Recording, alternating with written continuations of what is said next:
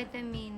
Kasi guys, ang galing talaga nito. Grabe. Hindi ka naman to laging papagawa kung wala naman talagang result. May Coca. Subarashi desu. Mahal siya, pero alam niyo yan.